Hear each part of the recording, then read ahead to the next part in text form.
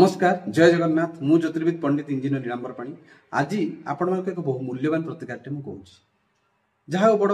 खुशी लगुच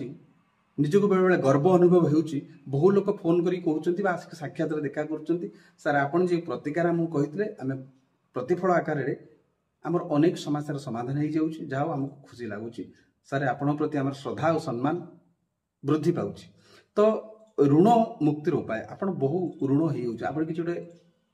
कार्य करने जाऊँच कि उधार बा ऋण आणुंट कि से कार्य विफलता जोग हो कि से कार्य कौन से बाधाप्राप्त जोग हो कि से कार्यटी विफल होना कहीं आप ऋण कर ऋणग्रस्त हो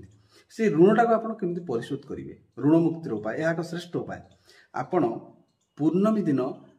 कुंभार पाखु गोटे नुआ हांडीटी आनिबे कुंभार पाखु आनिबे नचेत आप पुटली बुणिया दुकान पूजा सामग्री दुकान जदि कुंभार पाखु न पाइबे आनिबे शास्त्री अच्छी बा पोथी अच्छी आप कुंभार पाखु आनिबे तो आनिबे आनिक नुआ आपण घर नैऋत्य कोण में दक्षिण और पश्चिम कोणटा को नैऋत्य कोण कहुए से नैऋत्य कोण में आप रखिए भितर आप शोवा घरे प्रत्येक दिन किछि किछि लुण गाधे आसला किछि लुण आ टिके सोरिष तेल आप पकाइबे आ से हांडी उपरे आप गोटे छोट मिरर दर्पणटे ढांकी देवे यही आप गोटे पक्ष 15 दिन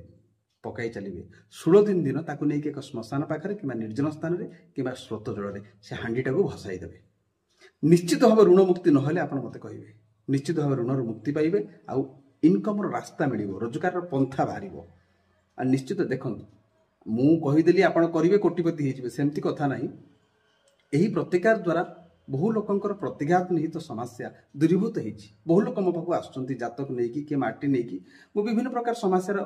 समाधान रास्ता दौर देखा से उपकृत होती मो पाक आसले जातक देखते आप कर्म करेंगे कोटिपति होते ना ना आप कर्म करूँ फल ईश्वर देवे किंतु प्रारब्ध अच्छी दुर्भाग्य अच्छी भाग्य अच्छा भगवान अच्छा संसार बहुत किसी जिन अच्छी तो आप कथाटी को दृढ़ विश्वास सकारे करते ही प्रतिकारटा निश्चित भाव ऋण मुक्ति हेब आउ अर्थ आसबार रास्ता बा बाट फिटिब जय जगन्नाथ।